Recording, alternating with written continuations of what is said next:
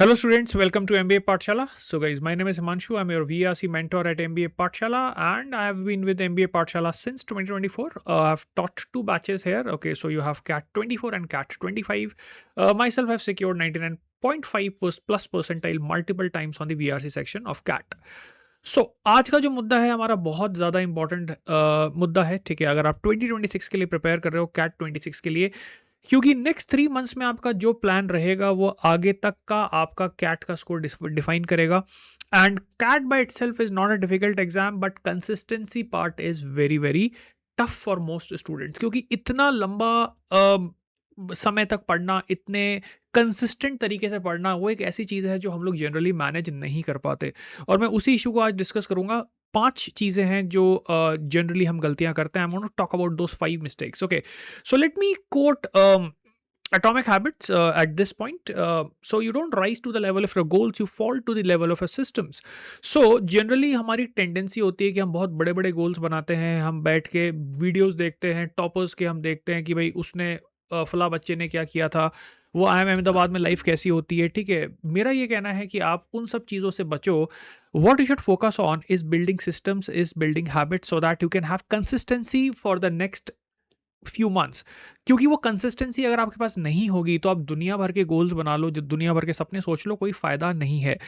अच्छा, जो सबसे बड़ा चैलेंज है इन सब चीज़ों में वो ये आता है कि इनिशियल जो 3 मंथ्स हैं जिनकी मैं बात करूंगा अभी, और 5 मिस्टेक्स की मैं आपसे डिस्कशन करूंगा। तो जो इनिशियल 3 मंथ्स होते हैं इसमें आपकी मेहनत का ग्राफ तो ऊपर जाता है, बट आपका जो परफॉर्मेंस है वो स्टैग्नेंट रहता है। Reason because there is this minimum threshold that you need in order to rise up and start showing result। और जनरली पहले 3 मंथ्स में वो रिजल्ट्स आपको उतनी कंसिस्टेंटली नहीं दिखते, तो a lot of times you lose motivation, ठीक है।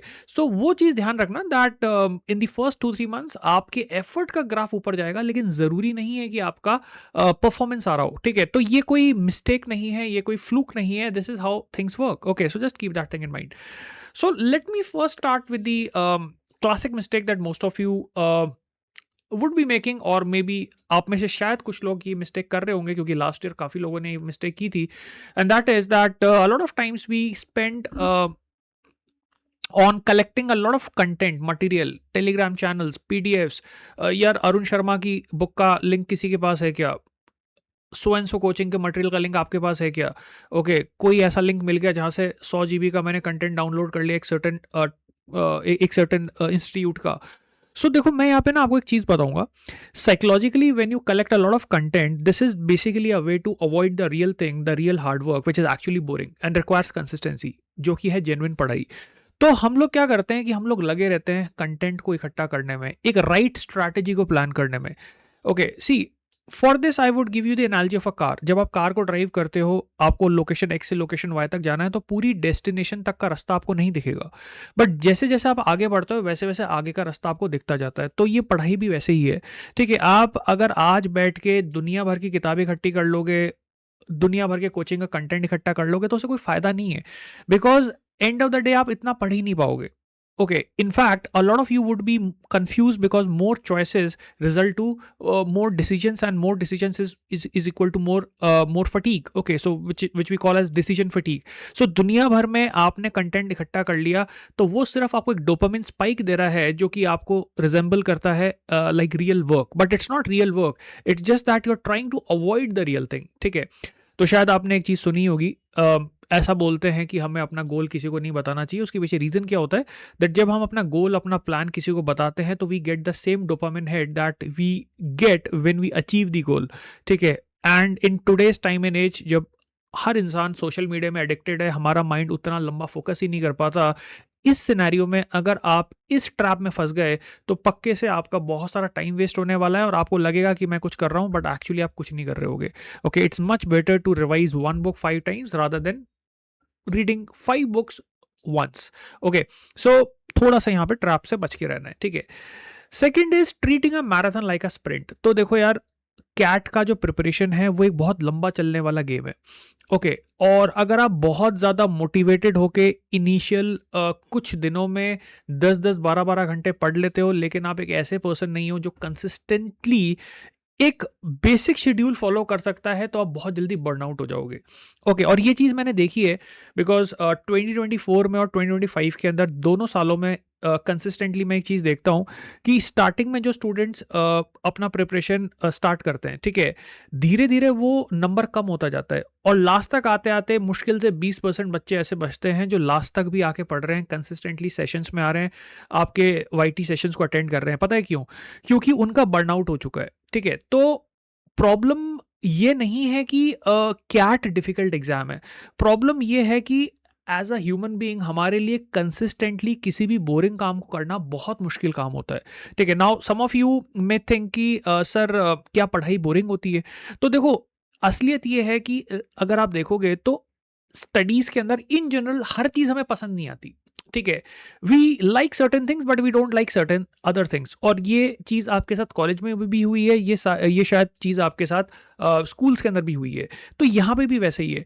तो अगर आप अपने आप को कंसिस्टेंटली प्लानिंग के साथ 10 महीनों तक पढ़ने के लिए आप अपने आप को फोकस नहीं कर पाते और इनिशियली आप इतना ज़्यादा मोटिवेट होकर काम करने की कोशिश करते हो कि परफेक्ट शेड्यूल बना लूँ, 10 घंटे रोज का पढ़ लूँ, तो होगा क्या कि आप 3 या 4 महीने में एग्जॉस्ट हो जाओगे और आपका लॉन्ग टर्म के अंदर कोई फोकस नहीं बचेगा। Okay, to give you a classic analogy, जैसे जनरली आप देखना कि जो जिम की मेंबरशिप्स होती हैं उसमें हमेशा जो साल भर की मेंबरशिप होती है वो बहुत सस्ती होती है और 1 महीने की मेंबरशिप बहुत महंगी होती है। Do know why? क्योंकि उनको भी पता है कि 1 साल तक कोई कंसिस्टेंटली ये काम कर ही नहीं पाएगा, because anything that requires motivation, focus, long term commitment, it is most it is like for most people it is very very tough. Okay, क्यों? क्योंकि हमारी आदत नहीं होती, हमारी हैबिट नहीं होती। लास्ट टाइम आपने कब कोई काम इतने लंबे ड्यूरेशन तक कंसिस्टेंटली किया था? ओके, अगर आप सोचोगे तो आपको खुद याद नहीं आएगा, right? So this is like a marathon, it's not a sprint. Okay, so take one step at a time, and it's much better that you start slowly and build up consistency, increase your targets slowly over a period of time rather than chasing big targets and losing the steam too soon. Okay, third वाला mistake, we are सी आर बाद में पढ़ लेंगे। अब ये चीज मैंने हर साल देखी है स्टूडेंट्स के अंदर। एक साइकोलॉजिकल माइंडसेट होता है कि रीडिंग तो अपन कर लेंगे, वोकैबुलरी तो हो जाएगी, रीडिंग में क्या है, रीडिंग तो मेरे को आती ही है। स्कूल्स के अंदर मैंने इंग्लिश पढ़ी है तो इंग्लिश तो मेरे को आती ही है। You have to understand something that the English that you studied in schools and colleges is not the same English, the same verbal that you get in CAT. Okay, आप में से कितने लोग हैं जो अपने इंटरेस्ट के साथ फिलॉसफी के, एंथ्रोपोलॉजी के, साइकोलॉजी के आर्टिकल्स पढ़ते हैं? इवन मैं तो आपसे ये तक पूछना चाहूँगा कि आप में से कितने लोग हैं एग्जैक्टली जो इवन इकोनॉमिक्स के टॉपिक्स के एसेज या टॉपिक्स आप अपने इंटरेस्ट से पढ़ते हो?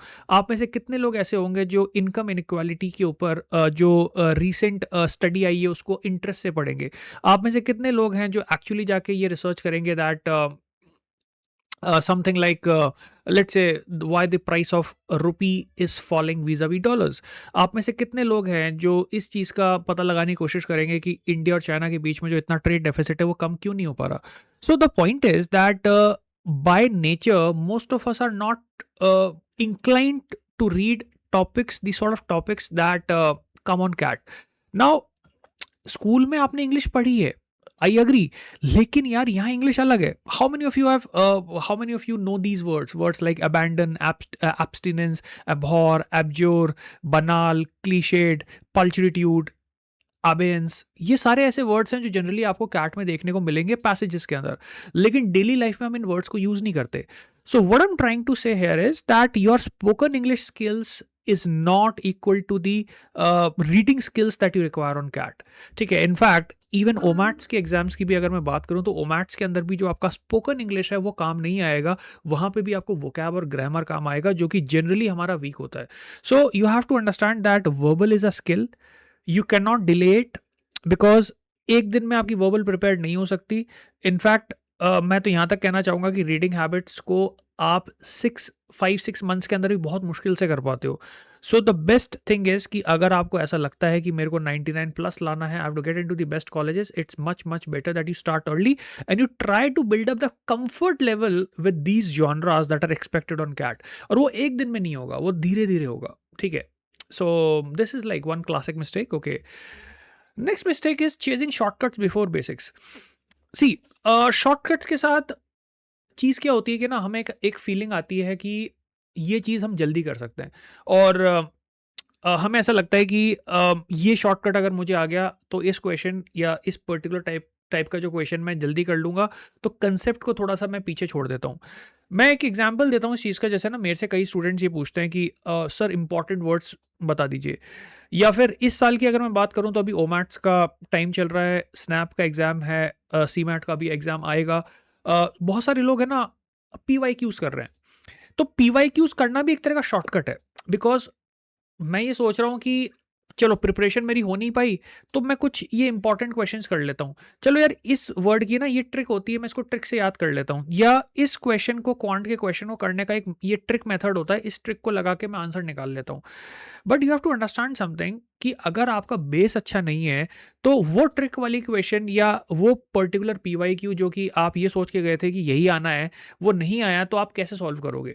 Okay, because if you know the basics, okay, you can work out your own shortcuts. Okay, there was this one student who told me, sir, I always focus on the basics because then I can make my own shortcuts. Right, same verbal के अंदर है। अगर आपको basics पता है, अगर आपको in general आपका base strong बन गया है, ठीक है, तो आप शॉर्टकट्स खुद निकाल लोगे, आप तरीके खुद निकाल लोगे। Right, don't run for shortcuts, don't run for those specific type of question variants, like that give you the feel that okay, I can do this with less work. Okay, always try to spend time on building the basics and the conceptual framework, and then maybe you can learn shortcuts, and you can come up with your own methods as well, right? And the last trap, the comparison game. अब comparison game के ना दो नुकसान है जो सबसे बड़े नुकसान है।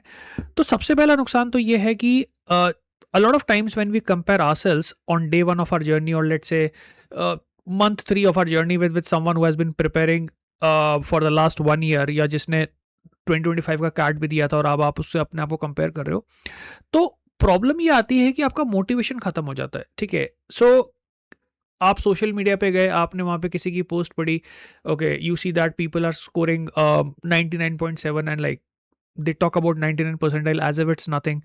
अब रेडिट पे गए, वहाँ पे देखा कि यार यहाँ पे तो सबको ऐसे स्कोर्स मिल रहे हैं, मतलब पूछो ही मत।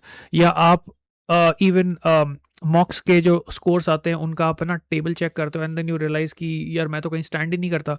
So the problem is that a lot of times when we get into this comparison game, it kills our motivation to sustain that consistent study schedule. So जब वो कंसिस्टेंसी चली जाती है, तो फिर आप चाहे कितने भी स्मार्ट हो, चाहे आप कितने भी इंटेलिजेंट हो, आपका रिजल्ट नहीं आता। राइट, मैं यहाँ पे एक चीज़ और भी बोलना चाहूँगा कि कंपैरिजन से भी ज़्यादा इंपॉर्टेंट ये चीज़ है कि you have to understand that you are fighting your own fight. Okay, your struggle is very different from the struggle of some other person. यार, अगर आज मेरा मेरा स्टार्टिंग पॉइंट ऐसा है कि मैं एक कॉमर्स बैकग्राउंड से आने वाला बच्चा हूँ, and I have always been a normal student, और अगर मैं आज जॉब सीख करने जाता हूँ तो मुझे कोई 3 लाख के ऊपर की जॉब नहीं देगा, तो मेरे लिए 10 lakhs का जॉब भी बहुत अच्छा है। और एक दूसरा स्टूडेंट ऐसा है जो पहले ही बहुत अच्छे सॉलिड आईआईटी बैकग्राउंड से आता है, और वो आज 99 प्लस परसेंटाइल ला रहा है, तो शायद हो सकता है कि उसके लिए 99 प्लस परसेंटाइल भी उतनी अच्छी नहीं हो, for a very simple reason that he already comes from a background where is already good, and maybe he has some job offers already there with him. सो आप किसी भी लेवल से या किसी भी हिसाब से ना आप अपने आप को किसी से कंपेयर नहीं कर सकते। तो that is the very first thing. Second, जब हम मॉक्स की भी बात करते हैं, तो मॉक्स का जो पर्पस होता है वो होता है एज अ डायग्नोस्टिक टूल। ठीक है, तो जनरली हम लोग एनकरेज करते हैं कि जब आपने प्रिपरेशन करते हुए आपको 3-4 मंथ्स हो गए, तो हम जनरली एनकरेज करते हैं कि यार मॉक्स देना स्टार्ट करो, है ना, तो स्लोली डायग्नोस्टिक टेस्ट, मॉक्स वगैरह। सो हम ये भूल जाते हैं कि भाई मॉक का पर्पस ये नहीं है कि मैं अपना स्कोर और दूसरे का स्कोर कंपेयर करके देखूं कि ऊपर कौन है। मॉक का पर्पस ये होता है कि आपको अपनी वीकनेसेस पता चले, and you are able to analyse the मॉक्स।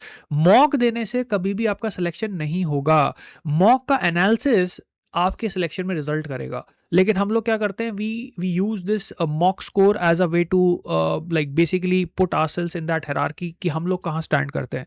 वो सबसे गलत चीज़ है, क्योंकि उस हायरार्की में अगर आप नीचे चले गए, या अगर आप बाई चांस आपकी पोजीशन नीचे आ गई, तो आपके अंदर से मोटिवेशन खत्म हो जाता है। और ये होता है, बहुत से स्टूडेंट्स होते हैं मॉक देना ही बंद कर देते हैं। ओके, अब उनसे अगर आप डीपली पूछो तो वो ये बोलेंगे कि सर मार्क्स ही नहीं आते, फिर डीमोटिवेशन होता है। तो मॉक्स का पर्पस, डायग्नोस्टिक टेस्ट का पर्पस ही कभी भी नहीं है कि आप अपने आप को दूसरे कंपेयर करो। उसका पर्पस सिर्फ इतना सा है that you look at your own weaknesses and you try to improve it before the actual cat. That's it. Okay, so use it as a diagnostic tool, not as a like report card of your performance, and don't compare yourself with others. Okay, और एक चीज़ हमेशा ध्यान रखना, अच्छी चीज़ें सब लोग share करते हैं, खराब स्कोर्स कोई शेयर नहीं करता। तो जिस तरह का एनवायरनमेंट आप देखते हो तो उसमें जो अच्छा है, ठीक है, वो ऑब्वियसली अपने आप को बताना चाहेगा, because that is something that what people do, that is how social media works, right? Okay, we always try to like show the positive things. Okay, now one bonus tip, okay, and that is अभी तो बहुत time है syndrome, बहुत time है अभी तो। अभी बहुत सारे स्टूडेंट्स होंगे जिनको कैट देनी है और अब उनके दिमाग में होगा कि यार अभी तो बहुत टाइम है। सो मैं तो कोई एक ही चीज़ बोलूँगा, टाइम बहुत है लेकिन सिलेबस भी काफ़ी है। और ऐसे सिनेरियो में जहाँ पे like it is becoming competitive every passing day, you can not take risk in this sort of economy. अगर आपको 99 प्लस स्कोर करना है, ठीक है, एक्चुअल कैट में, and you want to get a shot at the top colleges, you don't have much time, because जो लोग 99 plus score करने की रेस में है उनके लिए टाइम बहुत नहीं है। लेकिन अगर आपकी रेस ऐसी है कि आप 70 प्लस में भी सेटिस्फाइड हो, 80 प्लस में भी सेटिस्फाइड हो, 85 में भी काम चल जाएगा, तो मे बी शायद आपके लिए बहुत टाइम है। Okay, because if you look at people who get 99 plus, these are the sort of people who have very strong foundation, who have very strong base. मैं वर्बल का एग्जांपल लेता हूं, अगर आप आज रीडिंग स्टार्ट करोगे तो आपका नेक्स्ट 4 to 5 मंथ्स में कहीं जाके बेस बनेगा। कम से कम 7 to 8,000 वर्ड्स की मिनिमम वोकैबुलरी आपकी होनी चाहिए, तभी आपको पैसेजेस समझ में आते हैं। Now, do you really think that you would be able to manage that much vocabulary, that much reading um, in like 5 months or 6 months? Obviously not. It's not possible. ठीक है, तो आपको ये चीज ध्यान रखनी है कि टाइम तो बहुत है, लेकिन मेरा जो टारगेट है वो टॉप कॉलेजेस में जाने का है, तो मेरे लिए टाइम उतना नहीं है, बिकॉज मैं सिर्फ 99 प्लस को टारगेट कर रहा हूं। Okay, so keep that thing in mind guys. Okay, so before we end this session guys, do check out this Catalyst batch. तो अगर आप इन टीचर से पढ़ना चाहते हो जो आपको स्क्रीन पे दिख रहे हैं, ठीक है, and I believe most of you have followed our channel and you already know these people. Okay, and you can do your research. आप हमारे नंबर्स पे कॉल कर सकते हो, आप मेरे जाके यूट्यूब वीडियोस चेक कर सकते हो, उदित सर के वीडियोस चेक कर सकते हो, हमारे चैनल पे आपको मिल जाएंगे। And you can see how we teach. Last year के मेरे काफ़ी सारे वीडियोस आपको मिल जाएंगे, विजय सर के आपको बहुत सारे वीडियोस मिल जाएंगे, उदित सर को आप जानते ही हो, ठीक है, and then we have Abhishek sir as well. तो आप जाके हमारे वीडियोस चेक कर सकते हो, आप हमारे जाके पढ़ाने का तरीका देख सकते हो, and then you can make an inform decision.